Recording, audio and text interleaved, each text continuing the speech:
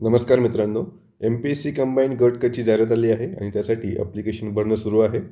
यावेळेस नेमका बदल म्हणजे त्यामध्ये MPSC गट क मध्ये तलाठीचे जे जागा आहेत ते ॲड केल्या आहेत. 1500 पेक्षा जास्त जागा या MPSC गट कच्या मार्फत भरण्यात येणार आहेत. जी नियमित MPSC आहे कंबाईन गट क त्यामार्फतच ही पदे भरली जाणार आहेत आणि यामध्ये वाढ पण होणार आहे. त्यामुळे आपल्याला या परीक्षेमध्ये कशा प्रकारे अभ्यास करायचा आहे, आपल्याला अभ्यासाची रणनीती काय ठेवायची आहे, नेमका सिलेबस काय आहे, कुठल्या टॉपिकमधून किती प्रश्न येतात, कोणत्या सब्जेक्टला किती वेटेज आहे, ते सर्व माहिती आपण या व्हिडिओच्या माध्यमातून बघणार आहोत. हा व्हिडिओ तुम्ही शेवटपर्यंत बघा, तुम्हाला या व्हिडिओची अत्यंत हेल्प होणार आहे. तर कंबाईन गट क पूर्वपरीक्षा जी आहे 2026ची ही परीक्षा 25 ऑक्टोंबरला होणार आहे. यामध्ये लिपिक टंकलेखन, ग्राम महसूल अधिकारी म्हणजेच तलाठी, सहाय्यक मोटन वाहन निरीक्षक, कर सहाय्यक मत्स्य व्यवसाय विकास अधिकारी, सहाय्यक अधीक्षक, वरिष्ठ अभिलेखापाल, उद्योग निरीक्षक आणि तांत्रिक सहाय्यक इत्यादी पदांचा यामध्ये समावेश करण्यात आला आहे. जवळपास 5000पेक्षा जास्त पदं या कंबाईन गट क परीक्षेमध्ये असणार आहेत. यामध्ये आणखी पदं ॲड होतीलच नंतर. तर महाराष्ट्र गट क सेवा संयुक्त पूर्वपरीक्षा याचा आपल्याला परीक्षा योजना म्हणजेच जो पेपर पॅटर्न आहे आणि सिलेबस हे दोन्ही माहिती असायला पाहिजे. तर महाराष्ट्र गट सेवा संयुक्त पूर्वपरीक्षेमध्ये 100 प्रश्न असतात 100 गुणांसाठी आणि कालावधी हा 1 तासांचा असतो. प्रिलिम्स पास झाल्यानंतरच तुम्हाला मेन्सची एक्झाम क्वालिफाय करता येणार आहे आणि मेन्सची एक्झाम ही 400 मार्कांची असते. तर पूर्वपरीक्षेमध्ये 100 प्रश्न असतील, 100 गुण असतील. याचं माध्यम इंग्रजी आणि मराठी असेल. कालावधी 1 तास म्हणजेच 60 मिनटं तुम्हाला भेटतील आणि सोबतच या प्रश्नपत्रिकेचे स्वरूप म्हणजेच MCQ बेस ही परीक्षा असणार आहे. या परीक्षेमध्ये निगेटिव्ह मार्किंग आहे, हे पण लक्षात घ्यायचं आहे. यामध्ये 25% किंवा 1/4 निगेटिव्ह मार्किंग आहे, म्हणजेच आपला एक प्रश्न 1 मार्काचा आहे. याची 1/4 निगेटिव्ह मार्किंग म्हणजेच 0.25 एवढी आपली निगेटिव्ह मार्किंग आहे, हे लक्षात ठेवायचं आहे. त्यानंतर महत्त्वाचं म्हणजे अभ्यासक्रम आहे. यामध्ये एकूण 7 विषय आहेत. इतिहास असेल, भूगोल, अर्थव्यवस्था, यामध्ये भारतीय अर्थव्यवस्था, शासकीय अर्थव्यवस्था असे 2 पार्ट आहेत. त्यानंतर चालू घडामोडी म्हणजेच करंट अफेअर आहे, राज्यशास्त्र पॉलिटी आहे, सायन्स आहे सामान्य विज्ञान, त्यामध्ये फिजिक्स, केमिस्ट्री, झुलॉजी, बॉटनी आणि हायजीन हे विषय दिलेले आहेत. त्यानंतर 7वा आणि 8वा जो सब्जेक्ट आहे तो आपण एकच पकडू शकतो. त्यामध्ये आपण रिझनिंग अँड मॅथ्स असं समजू शकतो. त्यामध्ये अंकगणित असेल आणि बुद्धिमापन चाचणी इत्यादी 2 विषय दिलेले आहेत. तर पूर्वपरीक्षेमध्ये एकूण 100 प्रश्न असतात. इतिहासमधून तुम्हाला 10 प्रश्न दिसतील, भूगोलामधून तुम्हाला परीक्षेमध्ये 10 प्रश्न दिसतील. त्यानंतर अर्थव्यवस्थेमधून तुम्हाला परीक्षेमध्ये 15 प्रश्न दिसतील. करंट अफेअरमध्ये तुम्हाला 15 प्रश्न दिसतील. राज्यशास्त्रामधून तुम्हाला 15 प्रश्न दिसतील.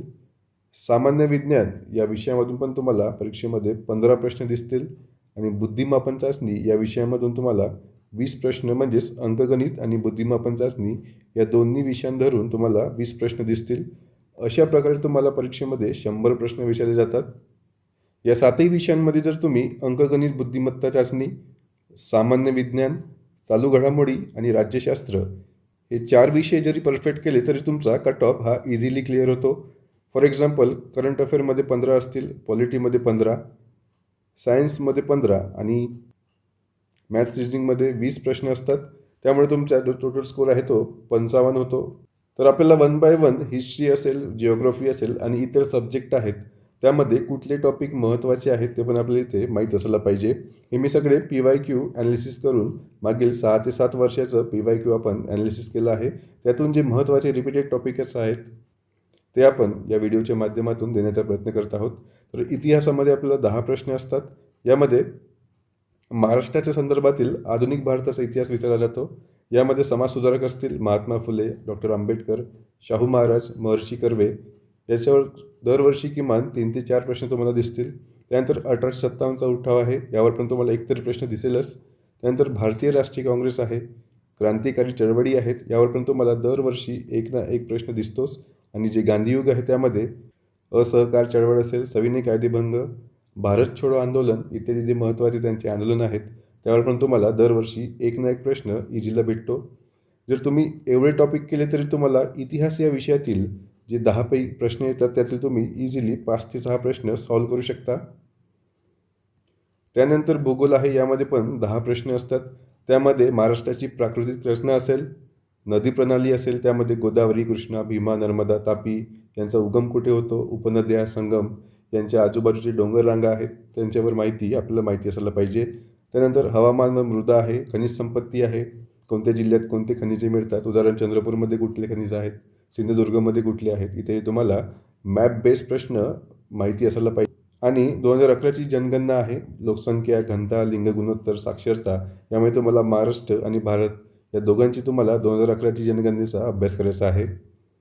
त्यानंतर भारतीय अर्थव्यवस्था आहे, यामध्ये राष्ट्रीय उत्पन्न असेल, बँकिंग असेल, सार्वजनिक वित्त असेल, पंचवार्षिक योजना असतील, दारिद्र्य, बेरोजगारी असेल, यामधून तुम्हाला 15पैकी इझिली 7 ते 8 प्रश्न तुमचे इझिली सुटतील. ही PDF मी आपल्या टेलिग्राम चॅनलवरती अपलोड करणार आहे, तिथे जाऊन तुम्ही डाउनलोड करू शकता. टेलिग्राम चॅनलची लिंक जी आहे ती मी डिस्क्रिप्शन बॉक्समध्ये टाकलेली आहे. त्यानंतर पॉलिटी आहे, याच्यामध्ये पण 15 प्रश्न असतात. यामध्ये राज्यघटनेची निर्मिती असेल, समित्या, स्त्रोत, महत्त्वाची कलमे यावर आपण विस्तृतपणे डिटेलमध्ये व्हिडिओज घेऊन येणार आहोत. त्यामुळे पॉलिटी या विषयासाठी तुम्ही निश्चिंत राहा. त्यानंतर मूलभूत हक्क असतील, कर्तव्ये, मार्गदर्शक तत्त्वे, कलम 12 ते 51. त्यानंतर संसद व राज्य विधिमंडळ, न्यायपालिका त्यामध्ये सर्वोच्च आणि उच्च न्यायालय आणि पंचायत राज त्यामध्ये 73वी आणि 74वी घटना दुरुस्त. त्यानंतर सामान्य विज्ञान म्हणजेच जनरल सायन्स आहे, हा एक डिसाइडिंग फॅक्टर आहे, कारण यावर जे क्वेश्चन असतात ते प्रिडिक्टेबल नसतात. परंतु एवढे टॉपिक आपण मिनिमम केले तरी 15पैकी फक्त आपण 5 ते 6 प्रश्न टॅकल करू शकतो, कारण सामान्य ज्ञान असा विषय आहे ज्यावरचे क्वेश्चन आपण प्रिडिक्ट करू शकत नाही. कितीही डिटेलमध्ये आपण अभ्यास केला तरी यातील प्रश्न टॅकल करण्यासाठी थोडासा घाम फुटतोच. त्यामध्ये प्राणी व वनस्पतीचे वर्गीकरण असेल, मानवी आरोग्य असेल, यामध्ये पचनसंस्था, रक्तभिसरण संस्था, उत्सर्जन संस्था आणि महत्त्वाचे आजार.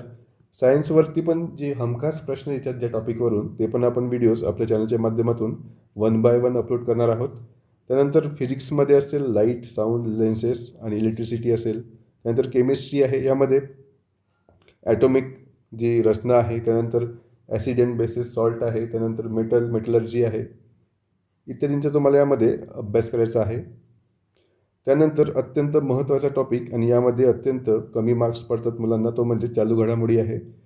परीक्षेच्या आधी म्हणजेच फॉर एक्झाम्पल आपली एक्झाम आहे 25 ऑक्टोंबरला, याच्या आधीपासून म्हणजेच 30 ऑगस्ट 2026पर्यंतच्या पूर्ण चालू घडामोडी तुम्हाला माहिती असायला पाहिजे. याचा कालावधी कसा ठेवायचा, तुम्हाला फॉर एक्झाम्पल फेब्रुवारी किंवा मार्च 2025पासून ते 30 ऑगस्ट 2026पर्यंतच्या ज्या चालू घडामोडी आहेत त्या तुम्हाला माहिती असायलाच पाहिजे. त्यावरतीच पूर्ण तुमचे प्रश्न येतात.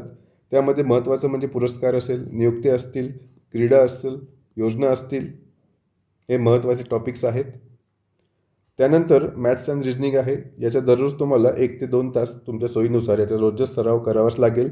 तेव्हाच या विषयामध्ये तुम्ही 20पैकी 14 ते 15 मार्क इझिली घेऊ शकता. अदरवाईज टाईम मॅनेजमेंट तिथे होत नाही आणि त्यामुळे हे प्रश्न तुमचे प्रॅक्टिसने सुटणार आहेत. पहिलं म्हणजे बुद्धिमत्ता आहे, यामध्ये रिलेशन आहे, ब्लड रिलेशन आहे, डायरेक्शन सेन्स आहे, सिटिंग अरेंजमेंट आहे, पझल आहेत, सिलोगिझम आहे. त्यानंतर अंकगणित आहे, त्यामध्ये percentage, profit loss, time, work, distance, average जे पण आहे तुमचं ते सर्व यामध्ये टॉपिक तुम्हाला 1 बाय 1 त्यांची प्रॅक्टिस करायची आहे. रोज तुम्हाला किमान 2 तास तरी 1 ते 2 तास एखादा टॉपिक पकडून त्यावरचे 15 ते 20 प्रश्न तरी सॉल्व करायचे आहेत. रोज न चुकता तुम्हाला 25 ऑक्टोंबरपर्यंत हाच प्रोसेस सुरू ठेवायचा आहे. तेव्हाच तुम्ही मॅथ्स अँड रिजनिंग आणि जो करंट अफेअर्स आहे हे 2 अशी विषय आहेत की तुम्हाला त्याला रोज करावाच लागणार आहे. तुम्ही 1-1 तासामध्ये डिवाईड करा किंवा 1.5 तासामध्ये दोन्ही विषयाला डिवाईड करू शकता, परंतु हे 2 विषय पॅरलली चाललेच पाहिजे तुमच्या एक्झामच्या टाईमपर्यंत, तेव्हाच तुम्हाला यामध्ये मिनिमम मार्क्स भेटू शकतात. त्यानंतर शॉर्टमध्ये नेमका या परीक्षेचा आपण अभ्यास कसा केला पाहिजे हे आपण समजून घेणार आहोत. याआधी आपण जर कंबाईन ग्रुप बी किंवा ग्रुप सीची प्रिलिम्स परीक्षा दिली असेल किंवा याआधी तुम्ही थोडा पण कधीतरी अभ्यास केला असेल तर तुम्हाला सगळ्यात आधी या परीक्षेचे जे ग्रुप सीची परीक्षा आहे कंबाईन ग्रुप सीची, त्याचे मिनिमम 5 वर्षाचे तुम्हाला क्वेश्चन पेपर बघायचे आहेत जे मागील वर्षाचे पेपर आहेत. त्यानंतर तुम्हाला एक पेज घेऊन म्हणजेच एक मोठा पेज घ्यायचा आहे, त्यामध्ये सेक्शन करायचे आहेत जे पण इथे आहेत. त्यामध्ये मग आपण ते फॉर एक्झाम्पल हिस्ट्री असेल, जिओग्राफी असेल, पॉलिटी असेल आणि जे इतर सब्जेक्ट आहेत मग 1 बाय 1 फॉर एक्झाम्पल आपण 2020चा पेपर पकडला, मग त्यामध्ये हिस्ट्री या विषयामध्ये कोणत्या टॉपिकवर प्रश्न आले आहेत, जिओग्राफीमध्ये कोणत्या टॉपिकवर, असंच आपण सर्व जे टॉपिक्स आहेत ते लिहून घ्यायचे आहेत. त्यानंतर 21चे पण तसेच लिहून घ्यायचे आहेत. हे सगळं तुम्हाला 5 ते 6 वर्षाचं या प्रकारे जर तुम्ही ॲनालिसिस केलं तर तुम्हाला लास्टमध्ये जी रिपिटेटिंग टॉपिक्स आहेत आणि नेमकं कुठल्या टॉपिकवरती प्रश्न आलेले आहेत हे तुम्हाला क्लिअर होणार आहे. मग हा जो पेज आहे यालाच आपण एक रेफरन्स पॉईंटमधून तेच जे पॉईंट्स आहेत, तेच जे टॉपिक्स आहेत ते आपल्याला परफेक्टली त्याच्यावरती कमांड मिळवायची आहे. वारंवार तेच टॉपिक आपल्याला रिव्हिजन करायचे आहेत. यामध्ये तुम्हाला कुठेही फास्ट ट्रॅक बॅच जे असतील, जे की 60 दिवसाचे असतील किंवा 30 दिवसाच्या 90 दिवसाच्या स्ट्रॅटेजी असतील, त्यावरती तुम्हाला कुठलीही एक्झाम ही क्लिअर होणार नाही आहे. क्लासेस लावले, कितीही मोठ्या पुस्तका वाचल्या, कितीही मोठ्या सरांकडे आपण जाऊन क्लासेस लावले, त्यांची शिकवणी घेतली, तरी जोपर्यंत आपण स्वतः या एक्झामच्या अंदर डीपमध्ये जाऊन समजून घेत नाही तोपर्यंत आपण इथे सक्सेस होऊ शकत नाही. सोबतच जे नवीन विद्यार्थी आहेत, जे नव्याने सुरू करतात पण ज्यांना तलाठीची परीक्षा द्यायची आहे, जे याआधी सरळ सेवेमार्फतमधलीच 2023मध्ये TCS मार्फत ही परीक्षा झाली होती एकाच टप्प्यामध्ये, त्यासाठी ज्यांनी अभ्यास केला आहे परंतु यावेळेस ही परीक्षा MPSCमध्ये गेली आहे तर त्यांना या MPSCचा फारसा अनुभव नसेल, त्यांच्यासाठी आपण एक सेपरेट नवीन व्हिडिओ घेऊन येणार आहोत. त्यामध्ये आपण डिटेलमध्ये तुम्हाला नवीन विद्यार्थ्यांना यामध्ये कसं मिनिमम तुम्हाला मार्क्स मिळवून ही परीक्षा क्वालिफाय करता येईल त्याबद्दल आपण बोलणार आहोत. PYQ ॲनालिसिसनंतर आपल्याला एक रेफरन्स सोर्स घ्यायचा आहे. तुम्ही कुठलेही रेफरन्स सोर्स वापरू शकता. मी तर सजेस्ट करेन, जर तुम्हाला PYQ जरी तुम्हाला कमांड असेल, PYQबद्दल तुम्हाला माहिती असेल, कुठल्या टॉपिकवरती कुठल्या विषयामध्ये काय विचारलं आहे, तर तुम्ही डायरेक्टली लोकसेवा अकॅडमीचे जे क्लास नोट्स आहेत किंवा ज्ञानदीप अकॅडमी असेल, भागीरथचं असेल, कशाशी तुम्ही क्लास नोट घेऊ शकता आणि रेफरन्समधून ते तुम्ही वापर करू शकता.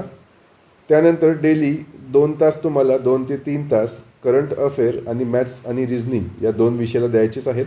हे विषय पॅरलली चालले पाहिजे तुमच्या अभ्यासामध्ये. फॉर एक्झाम्पल आजपासून उद्यापासून आपल्याकडे 87 दिवस बाकी आहेत, तर 87 दिवसामध्ये तुम्हाला रोज करंट अफेअर आणि मॅथ्स प्लस रिझनिंग हे करायचेच आहेत आणि बाकी ते 2-3 सब्जेक्ट तुम्ही ॲडजस्ट करू शकता तुमच्या टाईम टेबलनुसार किंवा तुमची जी क्षमता आहे अभ्यास करायची त्यानुसार.